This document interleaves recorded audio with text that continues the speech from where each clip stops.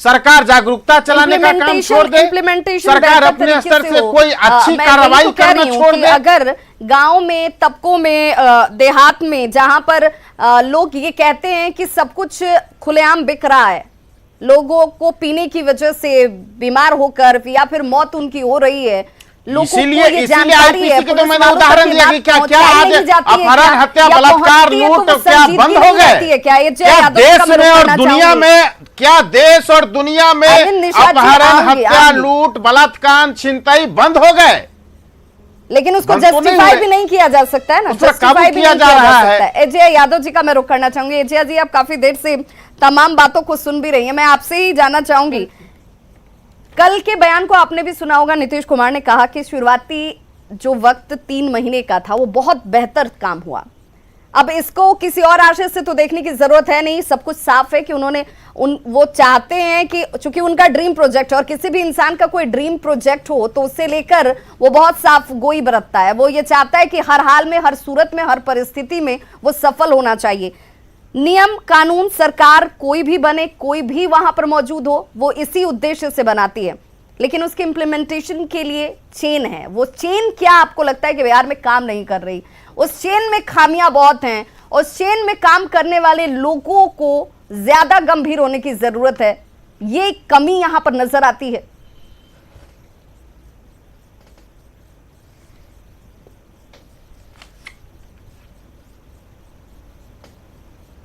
Asia जी, देखिए विभा जी, आप हाँ विभा जी, बात सही है कि 16 के बजट सत्र में मैं भी हाउस में थी जब बहुत राजी और खुशी के साथ राजद ने समर्थन दिया था और शराबबंदी बंद हुई, शराबबंदी बिहार में लागू हुआ था।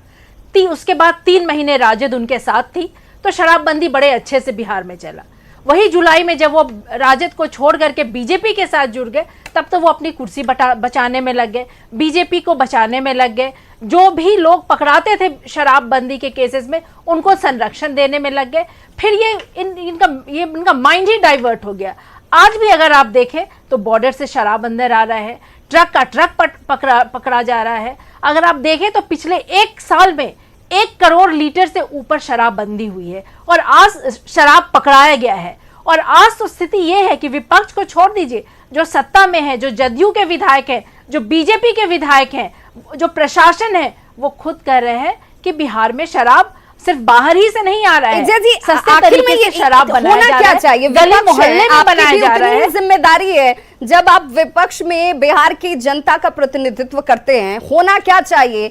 2 काम ऐसे जो जरूर इंप्लीमेंट करती सरकार तो और ज्यादा ये सफल होता और ज्यादा मजबूत होता हुआ नजर आता। 2 काम ऐसे क्या होने चाहिए? देखिए, बिहार को ड्राई स्टेट नीतीश कुमार जी बनाना चाहे, हम लोग उनके साथ हैं।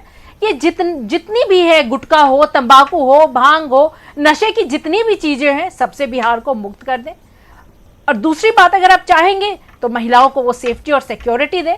अगर उनका ड्रीम प्रोजेक्ट है कि बिहार ड्राई स्टेट हो, उसी दिशा में तो कल एजिया जी, कल राजगीर में जिन 615 दारोगाओं को, महिला दारोगाओं को जिम्मेदारी दी गई है, यही सोच तो है कि महिला सशक्त भी हो, महिला सशक्तिकरण के तौर पर उन थानों में वो भावना काम करे जिसे लेकर लोग अब तक सवाल उठाते रहे कि चक्कर काटिए अपने परेशानी को लेकर, अगर थाने में पहुंची तो कोई सुनता नहीं है, उस दर्द को समझता नहीं है।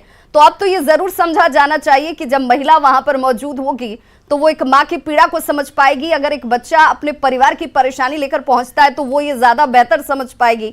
अब इसी दिशा में इस कोशिश को देखा जाना चाहिए। बहुत बहुत शुक्रिया आप सभी गेस्ट पैनलिस्ट का हमारे साथ इस चर्चा में जुड़ने के लिए और कोशिश